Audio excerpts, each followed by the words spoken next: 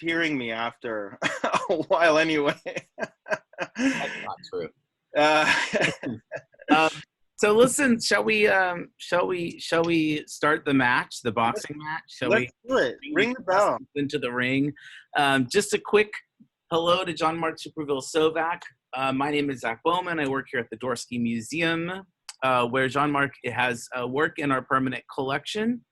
He also is the guest curator of an exhibition here, We Wear the Mask, Race and Representation, in the Dorsky Museum collection, which is an excellent exhibition, and also in a way, kind of an artwork in and of itself, in my mind. Which, if you have a chance to come, the museum is taking every precaution to keep you safe. So we hope that you can come and see it. But without further ado, you are not here to see me. You are here to watch these old white guys duke it out about American scenery, the American scenic. So welcome, Jean-Marc, and take it away. Thank you, Zach. Well said. I'm just a referee. I'm just like refereeing, but like I have obvious bias. I'm just gonna put that out there to begin with. I'm really glad to be doing this. I think it does explain a little bit where I'm coming from, especially with current artwork that I'm doing. But I was also telling Zach, we were kind of joking that there's like a 1-minute version of this talk that's on my Instagram page. So if at any point, if you're like, you know what, give me the condensed version, you can just go to you can go to my Instagram page and you'll see it there. But what I'll do is the main purpose of this essentially is to have these two historical figures, both male, both white, but talk about their own privilege in a way, and how they used it, to what purposes they used it in their own words. That's the main thing. So I'll be I'll be doing a little Thomas Cole impression and a little Henry David Thoreau impression. I don't know if that's really going to work out, but so just to begin, for those of you who are phoning in from all over, I'm sure, I tend to like to give a moment of recognition before anything begins, and to speak plainly from a position of gratitude towards, first of all, the Lenni Lenape of this region, thanks to whom, their ancestral homelands, we benefit from every day. If you've seen a pumpkin today, thank the Lenni Lenape, and also, according to Isabel Wilkerson, see, I brought some props to, in her book, Cast, the 12 million souls, African souls that were brought here and their free labor that we also benefit from. So that kind of encapsulates, I think, the way in which I think the Dorsky Museum has done something, that I'm very grateful for, but that's unique in that we have, with this show, We Wear the Mask, hopefully brought up some questions about what museums choose to represent, who those museums are built to serve, and what are museums doing to make room for everybody. I think that's the sort of essential idea of the show. And in doing that, I discovered that there were essentially two different audiences for the show. So what Zach is saying about the show being kind of a I don't know what you said, an artwork kind of in its own, is that it very closely parallels my artistic practice in general to begin with. And it has to do with those two audiences I was talking about. One, the institution itself, viewing it through its lens of representation and what it means to give value to the things that we see, that we hang on our wall. And then also the public, the students, visitors of color, who hopefully have already made their way through their doors and through the doors at the Dorsky and have seen a little, you know, of themselves in the show. So this amalgamation, to use the 19th century word, to borrow it in a different sense, is also what this talk is about. In a sense, it's this crosstalk between two contemporaries. I mean, Thomas Cole was born in 1801, and Thoreau is 1817, if I'm correct. So, you know, they're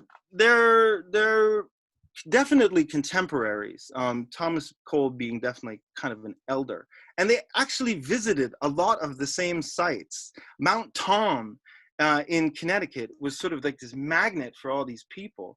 So they definitely must have crossed paths. So if anybody's out there doing some 19th century, you know,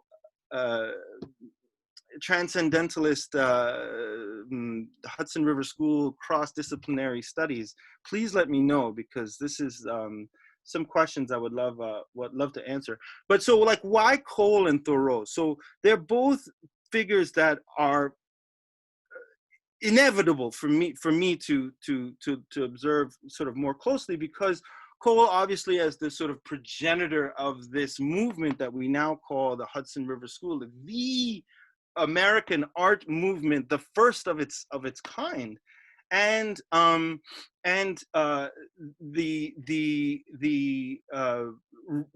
reactionary, or the sort of the deep moral thinking of someone like Henry David Thoreau, who, like I said, was a contemporary of Cole. But I was talking with Zach just before.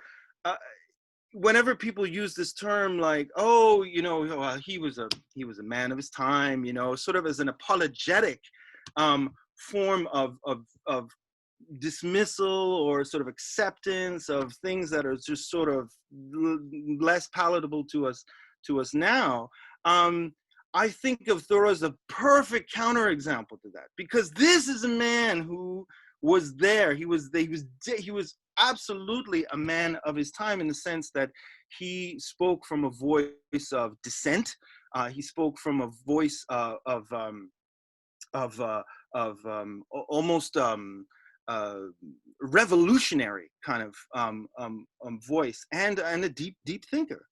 So so both men were reacting at the same time to two things, essentially. One was the rapid militarization of the United States, and also the rapid industrialization of the United States. And they both had sort of very kind of moral stances about what that meant. So let's begin, shall we? I'm going to share a PowerPoint presentation that I've prepared. And this should, oh, I've already missed a couple of slides. So that just the blah, blah, blah about the Dorsky Museum and these historical landscapes. This is the work that I was talking about, which involved looking at these two historical figures. But nevertheless, the guy on the left, with the sort of Wu-Tang Clan, like sort of, I don't know what's going on with his hair. Thomas Cole, wrote an excellent essay. And so each of the figures that I've brought today will be quoted from these essays. They're in their own words. So there's crosstalk between them in their own words. But the words of Thomas Cole come from an essay that he wrote in 1836 called Essay on American Scenery. And it's like the seminal text, this sort of like manifesto almost, that he sent out for European and American audiences to make this radical new case for a form of landscape art that, first of all, went beyond or hopped over several genres in the hierarchy of genres, like landscape painting being sort of lesser than genre painting, lesser than historical painting, sort of the paragon of painting at the top, and somewhere between still lifes. And so Thomas Cole had a case to make where he wanted to elevate this genre of painting, but also by arguing that the American scenery, which at that time was not estimated to be worthy of depiction or representation, required what he called cultivating a taste of scenery, that one needed to cultivate oneself in order to appreciate this scenery. And this is because at that time, there was a strict prejudice, these are his words, a prejudice against the idea, against American scenery, okay? So I'll quote now. I'm sort of taking the essay a little bit in reverse. So I'm starting at the end and I'm working my way back to the beginning. But what he says is that there are those who through ignorance or prejudice strive to maintain that American scenery possesses little that is interesting or truly beautiful, that it is rude without picturesqueness and monotonous without sublimity, destitute of those vestiges of antiquity. Okay, so just to back up for a second, what he means by destitute of vestiges of antiquity is what was the norm for the time in terms of landscape painting, in terms of it having a reference to this timeless, or this stretch back to antiquity, that's represented usually in these ruins, right? Of which, like, Claude Lorrain is like an excellent example, and who Thomas Cole was frequently referring to.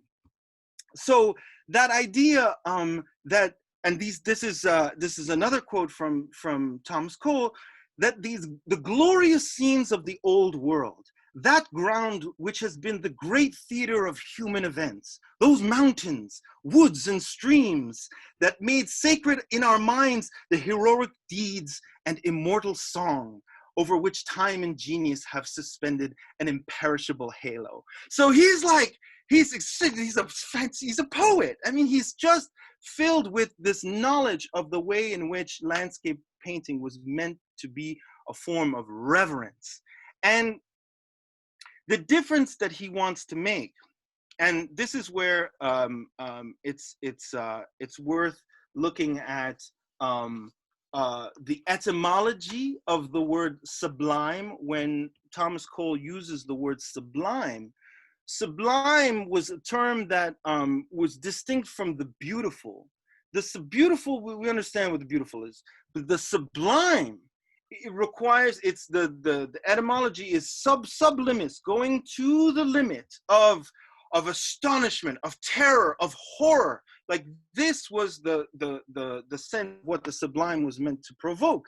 And this would cause us humans to feel a sense of humility, right? That was the purpose of the sublime, was to allow human beings to understand how humble we should be.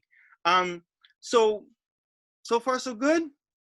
But what Thomas Cole wanted to argue was that the American landscape required no form of monumental reference. It required no antiquity. It required no reference to a previous civilization, okay? And what he says is that, and so here I'm quoting him again, although an enlightened and increasing people have broken upon its solitude, and with activity and power wrought changes that seem magical, the most distinctive and perhaps the most impressive characteristic of American scenery is its wildness. Now, the wildness is where Thomas Cole is he allows himself to borrow this argument of the sublime, because what is more rendering of the humanity into a form of humility than the wildness of nature, right? His concept and his paintings reflect a sort of what he called a Edenic, like a virgin landscape. Now, I'm still in the manner of Cole. We all understand that there was a civilization here before Thomas Cole arrived. But I'm just holding with Cole all the way through his thought till the end, till we get to Thoreau. But what Thomas Cole said here, again, I'm going to quote him, and this is where the wildness is the progenitor of the sublime. He says, "Those scenes of solitude from which the hand of nature has never been lifted affect the mind with a more deep-toned emotion that aught which the hand of man has touched. Amid them the consequent associations of God the Creator. They are his undefiled works, and the mind is cast into the contemplation of eternal things." Now, that is something that I think we can all aspire to by looking at any form of art, right? Contemplation of eternal things. This is what the American landscape for Thomas Cole allows us to do. And I think in that sense, his pursuit is very much, for me, understandable. Now, moving back into the beginning of the text, what Thomas Cole also prescribed was the way in which this understanding of the sublime in the wilderness required a form of cultivating, that we needed to acclimate ourselves to these notions. And what he does is he associates cultivating this appreciation for the American picturesque with this idea of the pure. Okay, so I'll quote this. This is his general understanding of how art should work. "Poetry and painting sublime and purify thought by grasping the past, the present, and the future. They give the mind a foretaste of its immortality and thus prepare it for performing an exalted part amid the realities of life." The key word here is that it sublimes and purifies the thought, that is the function of poetry and painting. Now, how else does one cultivate this sense of appreciation for the American picturesque? This is where we slip from the idea of purification into essentially nationalism. And this is what he says. The American scenery, is a subject that to every American ought to be of surpassing interest. For whether he beholds the Hudson mingling waters with the Atlantic, explores the central wilds of this vast continent, or stands on the margin of the distant Oregon, he is still in the midst of American scenery. See how that happened? He went from sublime to American. It is his own land, continuing. Its beauty, its magnificence, its sublimity, all are his, meaning the American. And how undeserving such a birthright if he can turn towards it an unobserving eye and an unaffected heart, right? So you, as an American, right, this is your birthright. This belongs to you, okay? So we're full on into manifest destiny territory here, right? Okay, this idea that it has been bequeathed to you by almost for a higher purpose. This is what he associates with being an American, being a citizen of this country. Now, this is where things start getting a little slippery, if they haven't already. now we're slipping off the slope here. So I just threw out some examples of what this meant for Thomas Cole in this whole series of paintings that he did call The Course of Empire. He projected the way in which America was already destining itself to a fate that all empires till then had met, right? So Thomas Cole was very much a student of history, and in his cycle where he goes from the savage state to the pastoral state, then to the consummation of empire. Okay, it's like, wow, party time, everybody's like drunk on their own power, and then the last of which is desolation. Like, this is what we're heading towards if we keep up this level of expansionism and militarization. But going back to the American wilderness, right? What this cultivating requires, and what this sort of subsequently the nationalism that cultivation requires, also unfortunately requires this, and this is what I'm going to quote from him. A very few generations have passed away since this vast tract of the American continent, now the United States, rested in the shadow of primeval forests, whose gloom was peopled by savage beasts and by scarcely less savage men.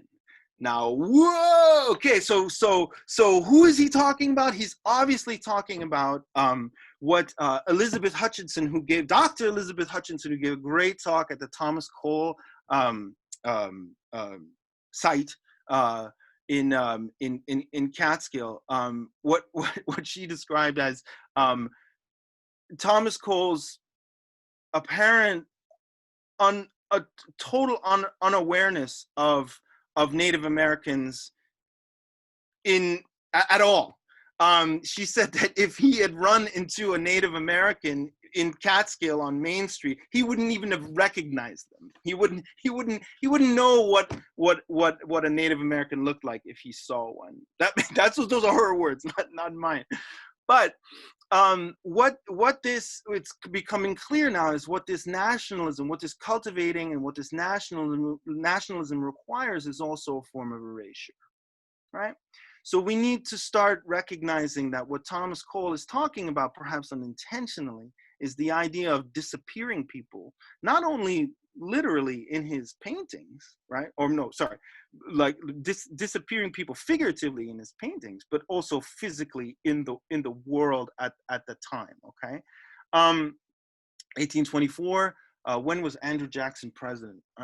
Well, just before is Martin Van Buren, so he was like 18. So this painting was done under the close to the presidency of Andrew Jackson. Okay, so but nevertheless, he goes on. He who stands on the mounds of the West, in case you weren't convinced of what I'm saying, okay, I'm just using his words here. He who stands on the mounds of the West, the most venerable remains of American antiquity, may experience the emotion of the sublime. Oh, there we are again with the sublime, yes, but the sublimity of a shoreless ocean unislanded by the recorded deeds of man. Where did everybody go? So it's obvious that what Thomas Cole is talking about, and he uses the word Eden, this Edenic landscape, right? Is one that he cites himself. He says, "We are still in Eden. The wall that shuts us out of the garden is our own ignorance and folly." Right? So this painting is from a little bit earlier on, 1828 in his career, but it's an excellent example of what he's talking about, right? That this landscape that has been bequeathed to us is at a danger of slipping away. So we gotta grab it. We gotta seize it. So what were some of the consequences of this kind of rhetoric for Thomas Cole? And this is where I begin looking at Thomas Cole, not only as an appreciator of his technical virtuosity, and that all the subsequent Hudson River School artists, I mean, you can't but like shimmer in front of a Frederick Church. If anybody's been to the National Gallery in Washington, there's the Niagara Falls. It's just like, it does exactly what Thomas Cole is saying in terms of experiencing the sublime. There's no question about it. But the rhetoric that is behind it and the kind of cultivating that Thomas Cole is talking about, it's a question for me to think about whether this is not perhaps flawed in a way. And so what kind of questions should we be asking, I think? Well, one is, thanks to a tremendous amount of research by a fellow named A.J. Williams Myers, who's also a Dr. A.J. Williams Myers, a professor at SUNY New Paltz. What he says is that by the end of the Revolutionary War in the United States, and especially in New York, and I'm talking now specifically Ulster County, the population of African Americans was 9.9%. That's a lot of Black people. So it's very unlikely, if Thomas Cole had not seen an Indian, or using that expression of the time, or a Native American, because he wouldn't have seen them, he definitely would have known a Black person if he had seen one. So the question is, where are these people? Where are these Black people? Okay, and I'll throw out another figure from another book. Also, I showed it before, but from Isabel Wilkerson's fantastic body of research, a simple fact, which is that 2022. So not even this year, not next year, but the year after. So we have not yet reached the time by which the United States will have been a country as long as slavery has been in this territory. Meaning that this country has not even been old enough, as long as is not even as old as slavery is in this country. That's like 1619. It's just doing the math. And so these two facts make it so that it seemed inevitable for me at the time to think about, well, what else was going on? Who was anybody paying attention? Was anybody paying attention to the compromise of 1850, when basically the northern states just dropped, half of all the new territories like Texas, California, Oregon, all of this, in exchange for something called the Fugitive Slave Act, like where I'll talk about it more in detail a little bit later. But there was somebody paying attention, and that person is Henry David Thoreau. So what I found was, in Thoreau's writing, an understanding, a cultivating, if you like, of this American landscape through a different lens. And the essay that he read is called Slavery in Massachusetts, and it's one that he delivered. He went about and he basically attended anti-slavery meetings, abolitionists, because no one else would have him. Churches didn't want him. He tried it on the Capitol steps in Boston. Nobody wanted to hear what he had to say. So he would take this essay and deliver it basically wherever he could. And just to give a little context, 2 years, it was published in 1854. So 8 years before, in 1846, Thoreau was imprisoned for not paying his taxes. He was a tax evader, but he refused to pay his taxes out of a conscientious objector. And he said that if the US government is going to use my taxpayer money to enact things like the Fugitive Slave Act, where a person could be suspected of committing the crime of stealing themselves from ownership, right? From their quote unquote master, that anybody who fit the description, that just by their looks was associated a suspicion of criminality. Well, that's where it comes from, 1850. And Thoreau was outraged. He was just incensed at the idea that the state government could be invaded by federal troops. Okay, if it sounds familiar, it's because it's happened. Federal troops coming in, plucking in a person through a presumption of guilt and removing them to who knows where.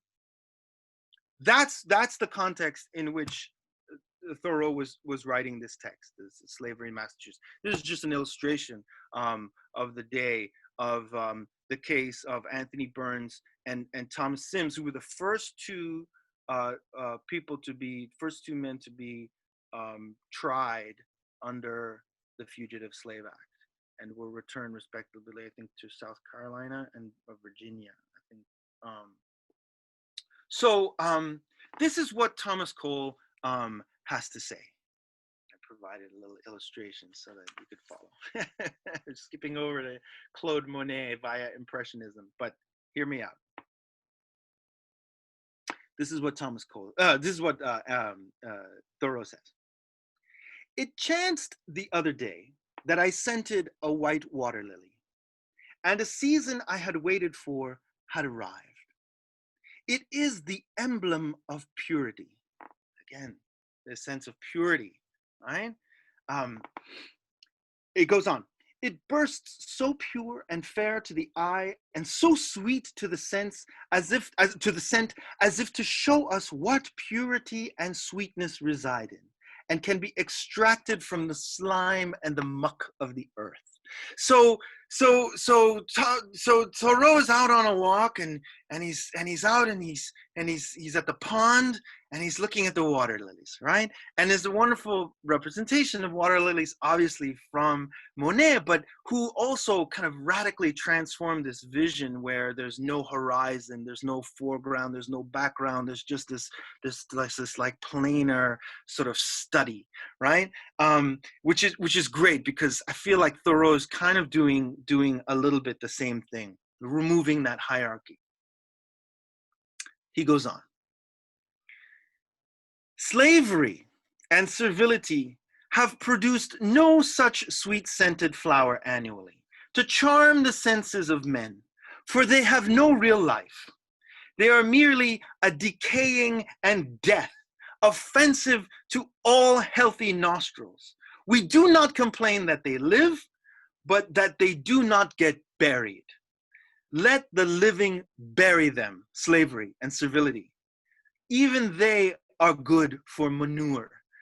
So in no mincing of words, Thoreau is immediately injecting into his observation of nature this vision, this prism that he's looking through, which is dominated by his outrage, right?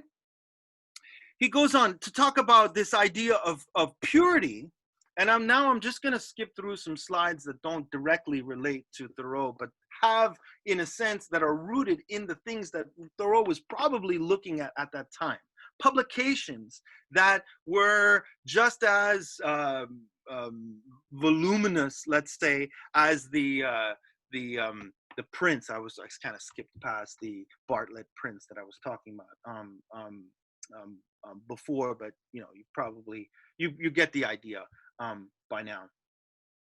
But what he says is that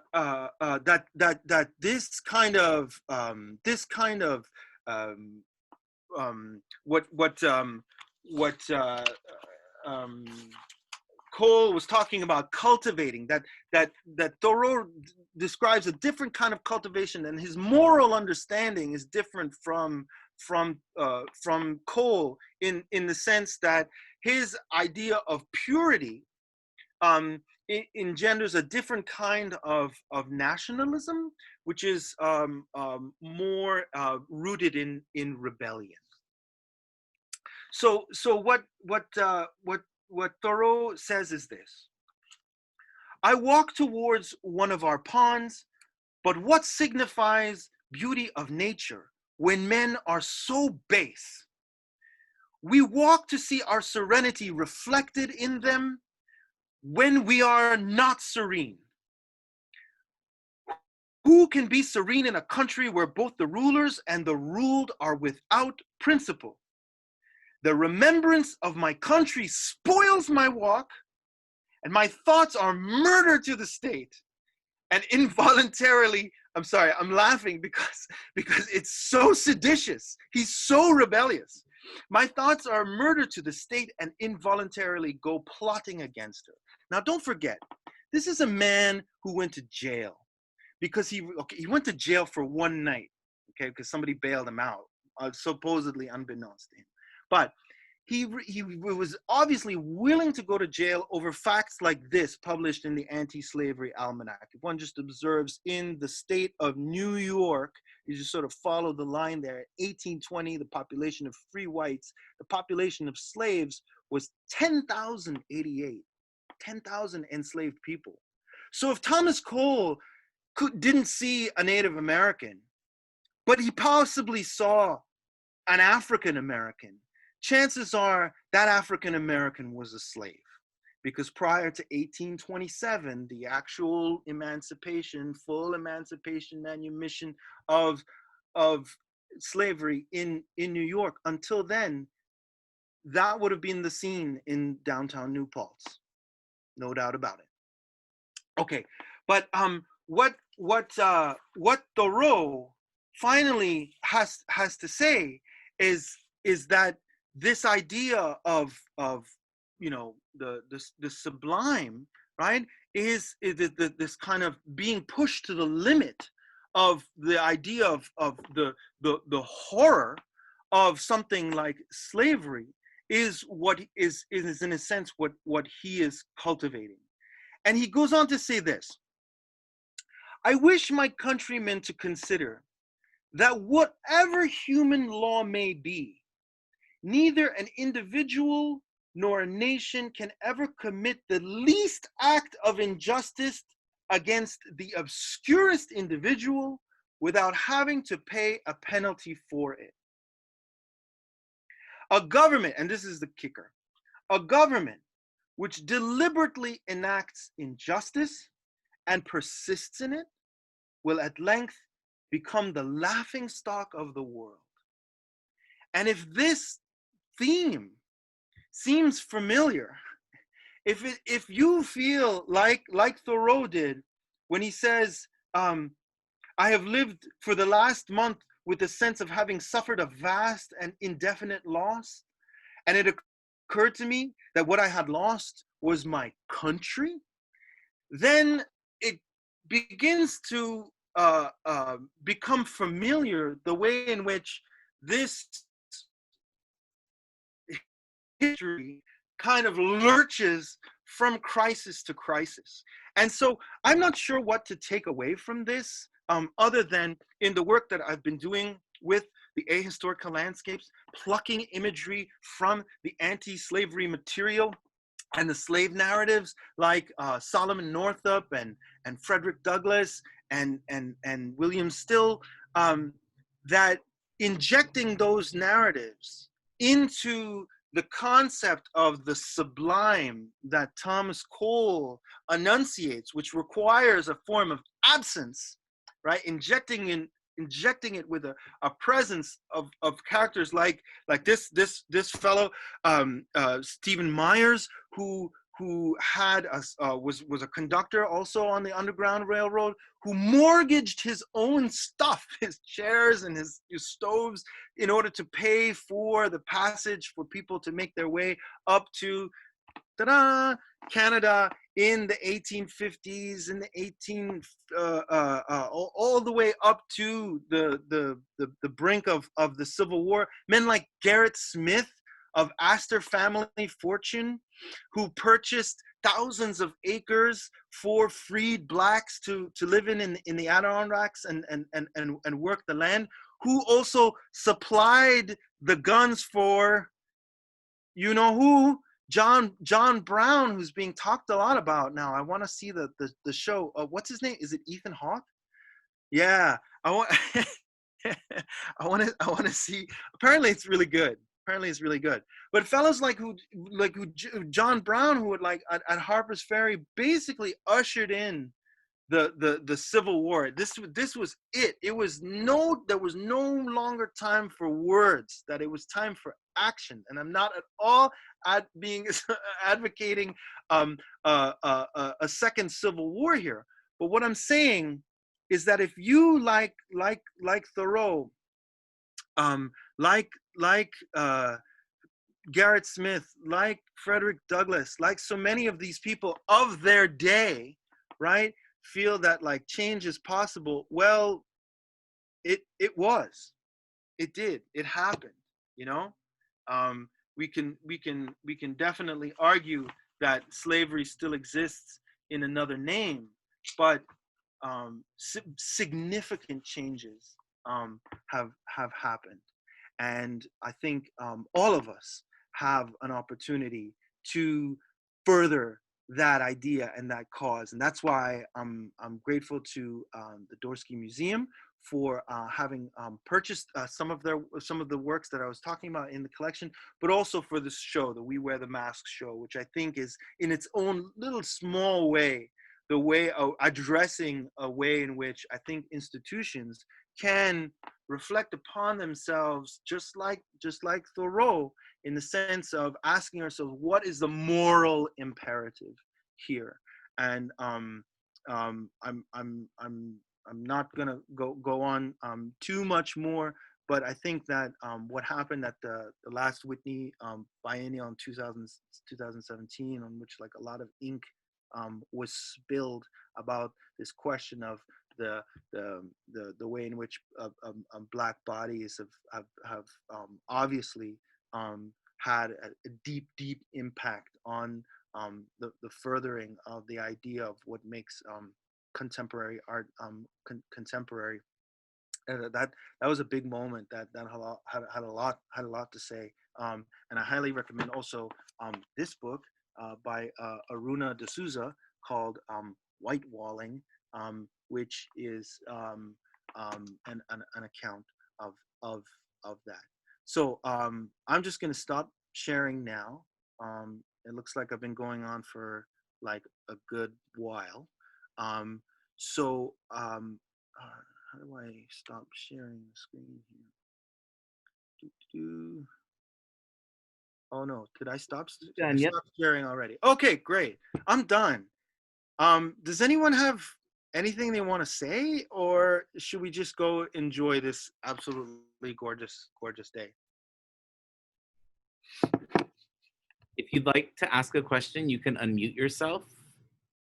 You can also feel free to type it into the chat box. Oh, I see there's a little chat happening there. Oh, that's from you. That was just, I was just saying it was. Okay. Yeah. No, I mean, I hope that like it makes some sense, the idea of looking back a little bit towards the way in which the country has progressed. The country has progressed, and the country is capable of much more progress, obviously. But I think art has a role to play, in the sense that we're not going to solve white supremacy with museum shows. that would be, yeah, you know, we kind of, there's a little over expectations, I think, sometimes, but Question? oh, Can I- yes, is there a question? Yeah, I have a. So now, Thomas Cole, Yes. you're saying because I'm trying to understand how they're in opposition, or if there was a winner or loser in this. Who won? Who won? Who won the debate? That's a great question, friend. I mean, that's what I said. I mean, I started out by saying that. I mean, I think my bias shows through, maybe more than or maybe not enough. I don't know, but I mean, to me, it's less about this. Like, we're all winners. There's no losers here. I think the point is, though, that perhaps Thomas Cole's vision, his moralistic vision for America at that time, was just perhaps a little flawed. It just needed a little something. It was just perhaps a little incomplete. And it's no that's no knock on Cole. I mean, he sorry, go ahead. Oh, I didn't know if you were saying something. I was saying that just that Thomas Cole was fighting kind of a losing battle, right? If you consider Thoreau, that, as they their philosophical positions relating to people. Can you hear me? Yeah, it cut out for a second, and then there was like a little bit of delay. Can you just recap the question? What you have been addressing is Cole and Thoreau's philosophical positions as it relates to people in the land. But could I say something about Cole and how his position related to the environment? Absolutely. This is a timely issue, not? Absolutely. Both issues have validity. So I think it, okay, so Thomas Cole was devastated, as you know, when the railroad cut through Catskill and he could see it. And he was also very stressed by the deforestation of the trees that were used for, the bark was used from the hemlock, I believe, for tanning. So they were deforested. So he did address some environmental concerns.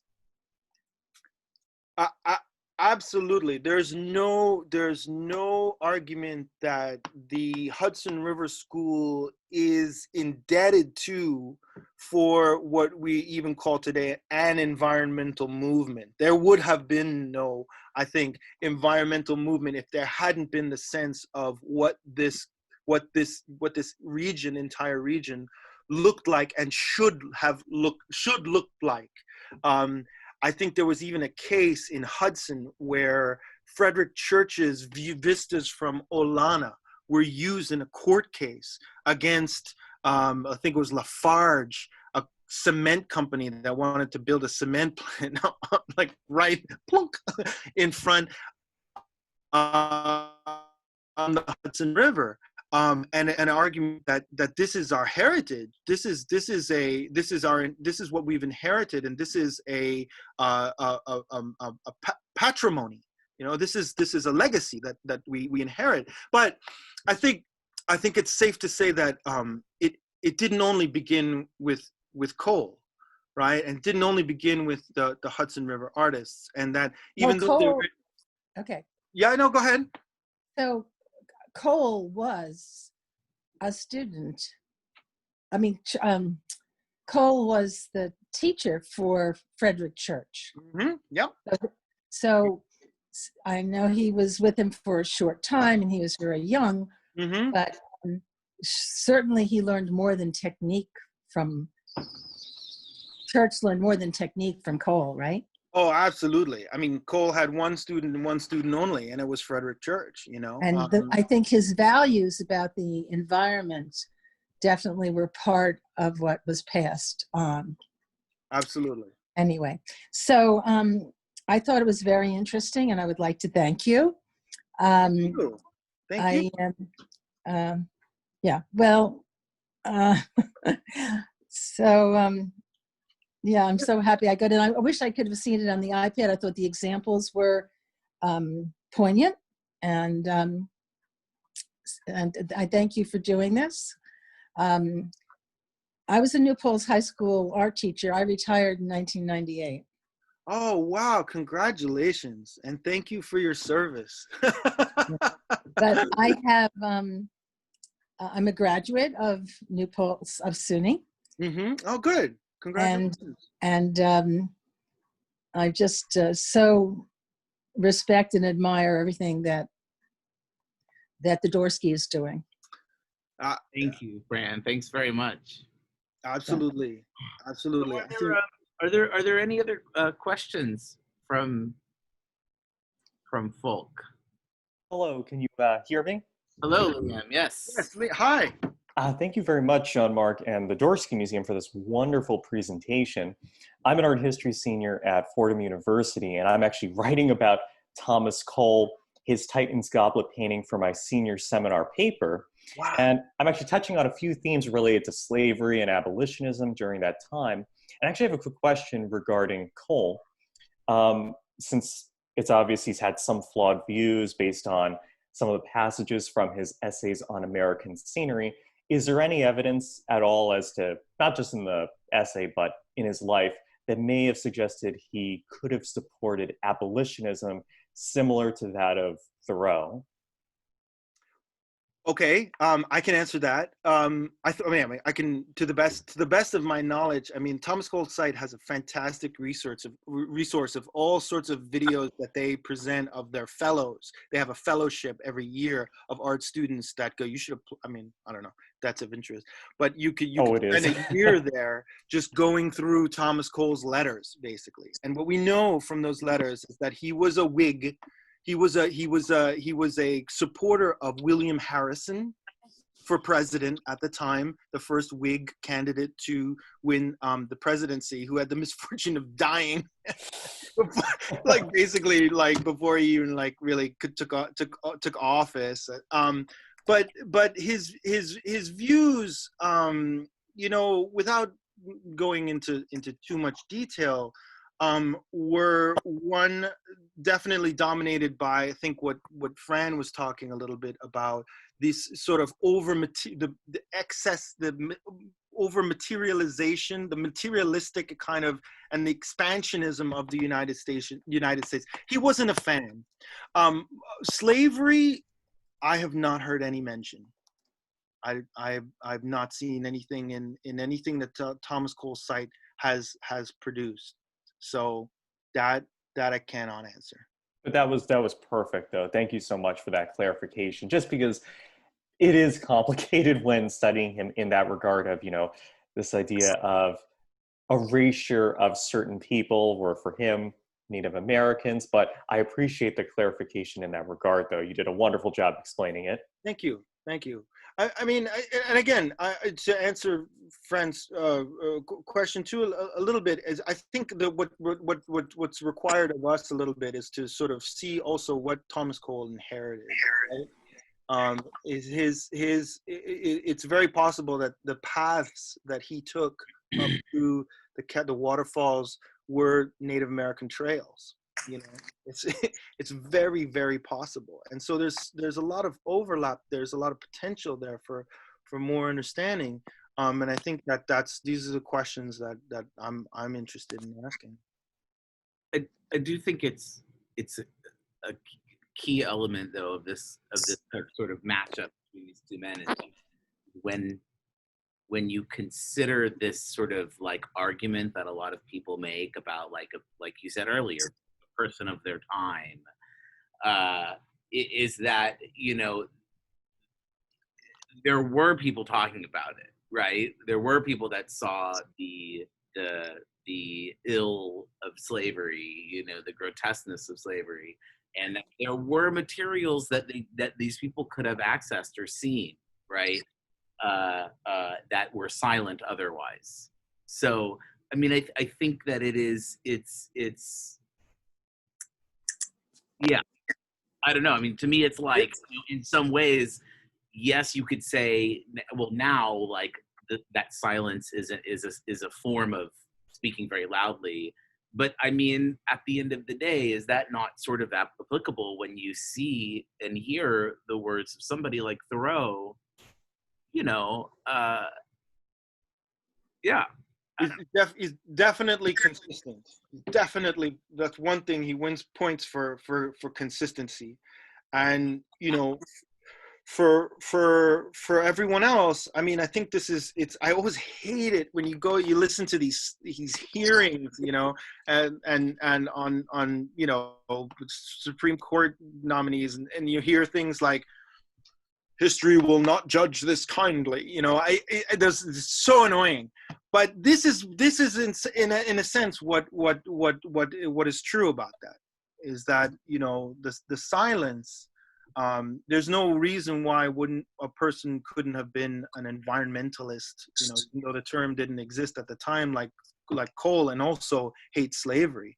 There's a definite overlap there. But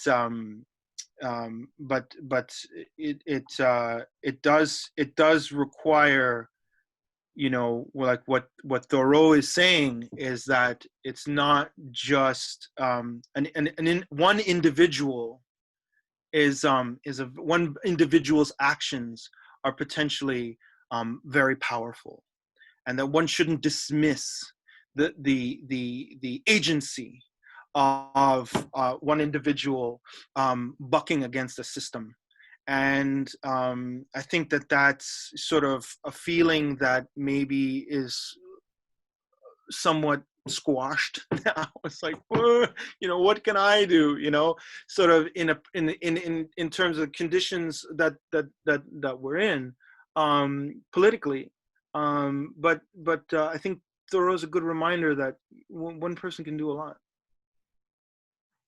Excellent. Great. Any other questions or? Class dismissed. Thank you, Professor. You ring the bell again. Well, thank you everybody for joining us. We'll put this video, the recording up online.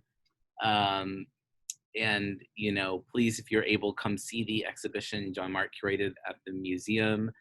Have a great day. Enjoy peeping leaves, and be well.